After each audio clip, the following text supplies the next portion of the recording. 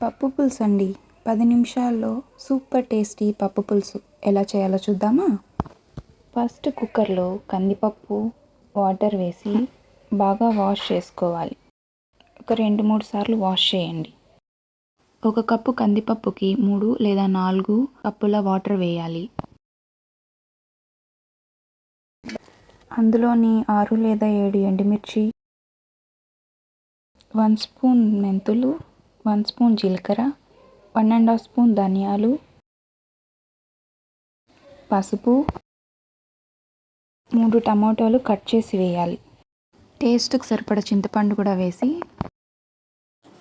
Cooker మూత పెట్టి high ఫ్లేమ్లో 7 విజిల్స్ వచ్చిన తర్వాత ఆఫ్ చేసుకుంటే సరిపోతుంది. ఆవిరంతా పోయిన తర్వాత కుక్కర్ మూత తీసి చూసుకుంటే పప్పు బాగా సాఫ్ట్గా బాయిల్ అయి ఉంటుంది. కాస్త ఉప్పు యాడ్ చేసుకొని పప్పుని ఇలా సాఫ్ట్గా ఎనుపుకోవాలి.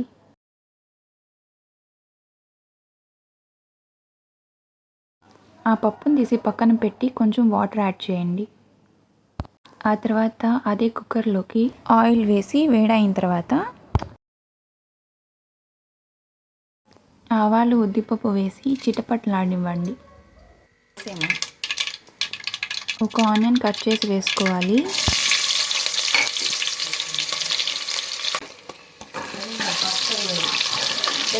ఖచ్చితంగా గుర్తుపెట్టుకోండి, ఆనియన్ అయితే బ్రౌన్ కలర్లో వేయించుకోవాలి.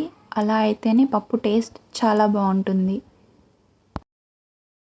ఆనియన్ బ్రౌన్గా అయిన తర్వాత కాస్త కరివేపాకు కూడా వేసుకోండి.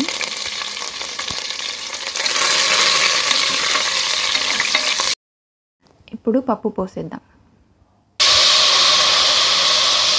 ఫస్ట్ కొంచెం వేసి ఆ తర్వాత మొత్తం పప్పుని కుక్కర్లో వేసేయండి.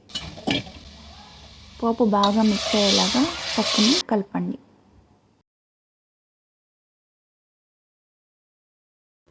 ఉప్పు సరిపోయిందో లేదో చూసి యాడ్ చేసుకోండి.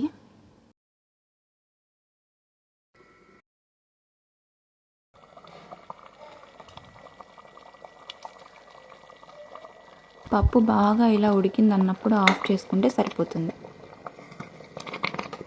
అంతే అండి, చాలా ఈజీ అండ్ టేస్టీ పప్పు పులుసు రెడీ. డైలీ ఇలాంటి టేస్టీ రెసిపీస్ కోసం ఇప్పుడే సబ్స్క్రైబ్ చేయండి.